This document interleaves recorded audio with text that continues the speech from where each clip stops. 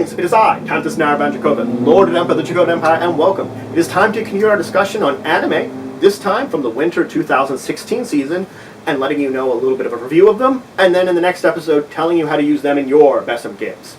So let's start with the next part, the next components of them. I got 3 more anime to talk about: Noragami Aragoto, N Masques, and of course, Young Blackjack, which is what I'm going to start with.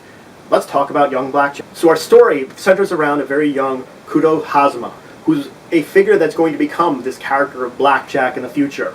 Blackjack is a figure that has had some manga and anime about him in the past. This is a look at his side of when he was a medical. So we're looking at him being a doctor in training, and it gets into that he hits a lot of the darkness that was in the medical system of the 1960s, because this is 1960s, so it's the 1960s medical system in Japan.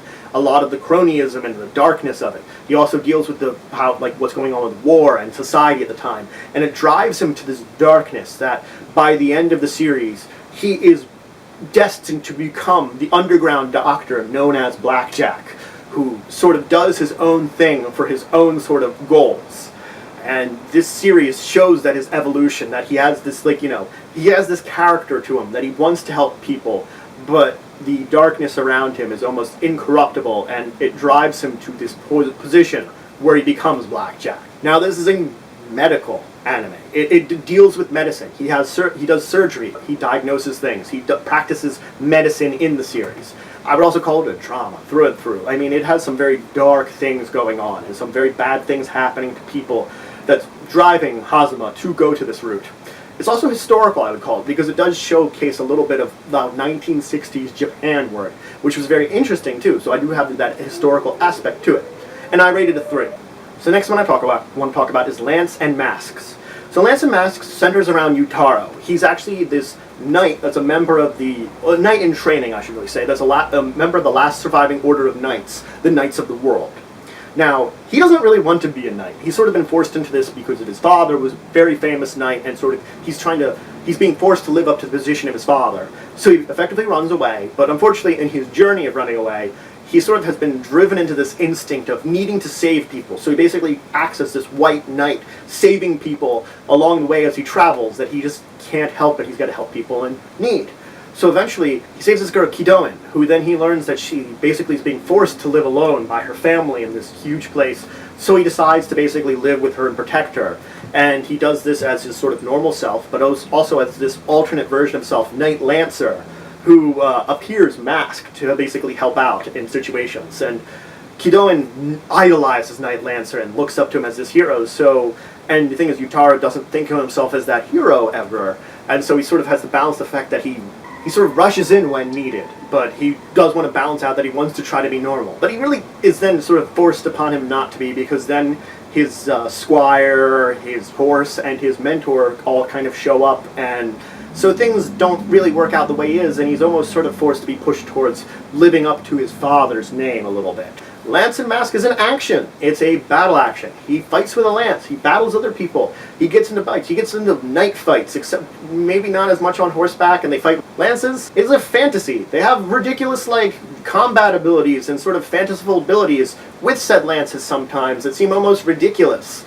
And I'd also call it a hero anime, because he takes the role of this Knight Lancer, and all of them sort of live up to this heroic idea of the masked hero in this anime almost. So it is like a masked hero kind of anime, I would call it. Now, I rate this one a 3. So the last one I want to talk about is Noragami Aragoto. Now this is the 2nd season of the Noragami series.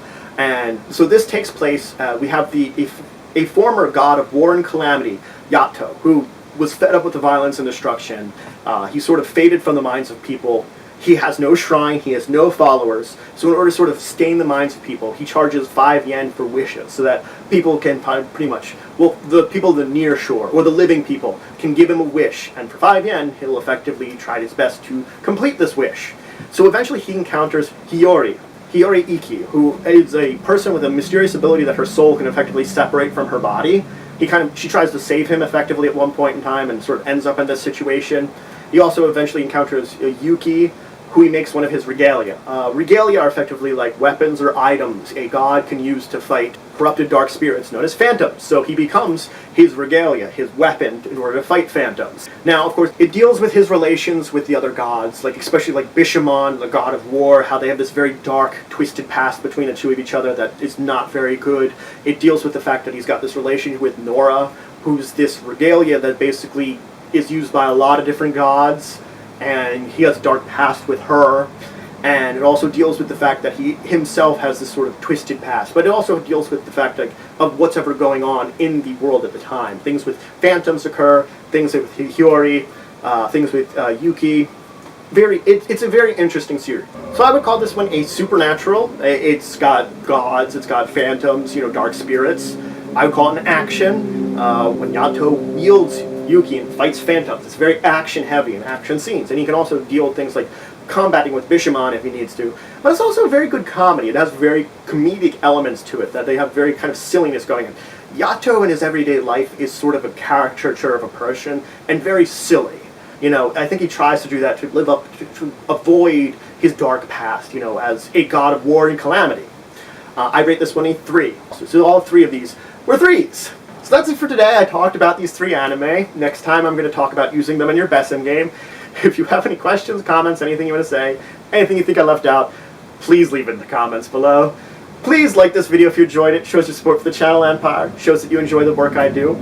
Please subscribe if you already haven't. Looking for more. We're always looking for more members, more citizens of the Empire. And please share this video. If you know anyone that would learn anything from it or would enjoy it, please share it with them. And until the next time, I bid you farewell.